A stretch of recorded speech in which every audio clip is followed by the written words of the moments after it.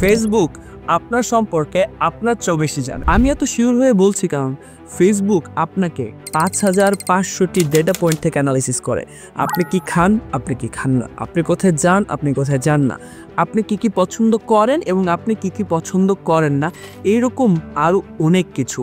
আমার প্রশ্ন হচ্ছে, ঠিক এমনভাবে আপনি কি আপনার সম্পর্কে ১৫ থেকে ২০টি বেশি ডেটা পয়েন্ট বলতে পারবেন? আপনার উত্তর যদি না হয় তাহলে আপনি কিভাবে ভাবছেন মাত্র কয়েকটা টার্গেটেড কিওয়ার্ড দিয়ে আপনি আপনার ব্যবসার জন্য সঠিক কাস্টমার খুঁজে পাবেন?